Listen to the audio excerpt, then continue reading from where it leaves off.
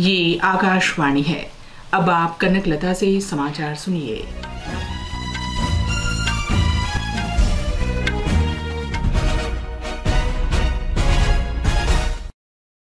राष्ट्र आज 75वां गणतंत्र दिवस मना रहा है। राष्ट्रपति द्रौपदी मुर्मू ने नई दिल्ली में कर्तव्य पथ पर आयोजित समारोह में समग्र राष्ट्र का नेतृत्व किया। फ्रांस के राष्ट्रपति इमैनुअल मैक्रों गणतंत्र दिवस परेड में मुख्य अतिथि थे। गणतंत्र दिवस समारोह प्रधानमंत्री नरेंद्र मोदी के राष्ट्रीय समर स्मारक पर शहीदों को पुष्पांजलि अर्पित करने के साथ प्रारंभ हुआ। इसके बाद प्रधानमंत्री और अन्य विशिष्ट अतिथि कर्तव्य पथ पर सलामी मंच पहुंचे। इस वर्ष विकसित भारत और भारत लोकतंत्र की मातृका थीम पर आधारित गणतंत्र दिवस परेड में लगभग 13,000 विशेष अतिथियों की भागीदारी रही। राष्ट्रपति द्रौपदी मुर्मू मुख्य अतिथि फ्रांस के राष्ट्रपति इमैनुअल मैक्रों के साथ पारंपरिक बग्घी में कर्तव्य पथ तक पहुंची। राष्ट्रपति के राष्ट्रीय ध्वज फहराने के बाद राष्ट्रगान की धुन बजी और 21 तोपों की सलामी दी गई। पहली बार महिला वाद्य कलाकारों की शंख ध्वनि, नाद स्वरम और नगाड़ा वादन की प्रस्तुति आवाहन से परेड का शुभारंभ हुआ। कर्तव्य पथ पर परेड में तीनों सेना के महिला कर्मियों की टुकड़ी ने मार्च किया। फ्लाई पास्ट में भी महिला पायलटों ने नारी शक्ति का प्रतिनिधित्व किया। केंद्रीय सशक्त पुलिस बल की टुकड़ियों में भी केवल महिला कर्मी शामिल थीं। कर्तव्य पथ पर फ्रांस के सशस्त्र बलों के संयुक्त बैंड और मार्चिंग टुकड़े ने भी मार्च पास्ट किया। हमारे संवाददाता ने बताया है कि परेड की सर्वाधिक प्रतीक्षित प्रस्तुति फ्लाई पास्ट थी।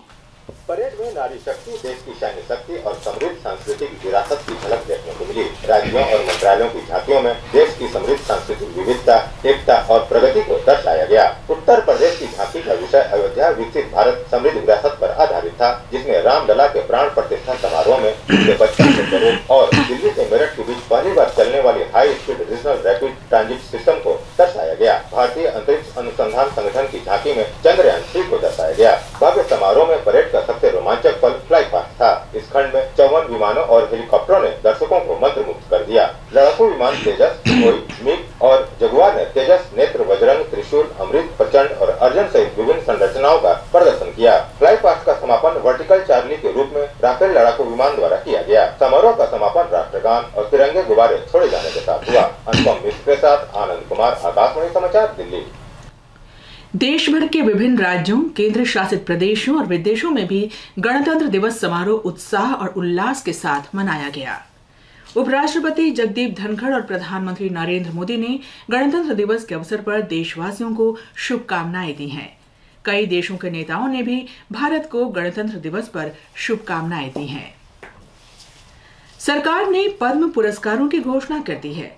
5 लोगों को पद्म विभूषण, 17 को पद्म भूषण और 110 को पद्मश्री से अलंकृत किया जाएगा। इसमें 30 महिलाएं भी शामिल हैं।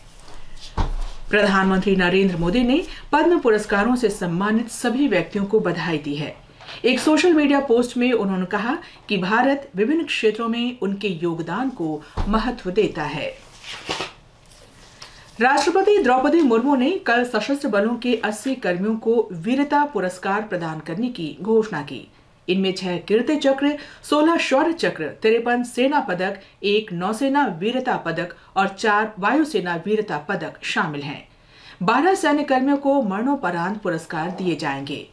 राष्ट्रपति ने सशस्त्र बलों और अन्य कर्मियों के लिए 311 रक्षा अलंकरणों को भी मंजूरी दी। राष्ट्रपति ने 6 भारतीय तटरक्षक कर्मियों को राष्ट्रपति तटरक्षक पदक और तटरक्षक पदक को भी मंजूरी दी है। फ्रांस के राष्ट्रपति इमैनुअल मैक्रों ने आज कहा कि फ्रांस का लक्ष्य वर्ष 2030 तक 30,000 भारतीय छात्रों को फ्रांसीसी विश्वविद्यालयों में शामिल करना है। एक सोशल मीडिया पोस्ट में श्री मैक्रो ने कहा कि एक बहुत ही महत्वाकांक्षी लक्ष्य है, लेकिन वो इसे पूरा करने के लिए प्रतिबद्ध हैं। हैदराबाद में इंग्लैंड के साथ पहले क्रिकेट टेस्ट मैच में भारत ने आज दूसरे दिन अपनी पहली पारी में ताजा समाचार मिलने तक 7 विकेट पर 372 रन बना लिए हैं। इसके साथ ही ये समाचार बुलेटिन समाप्त हुआ।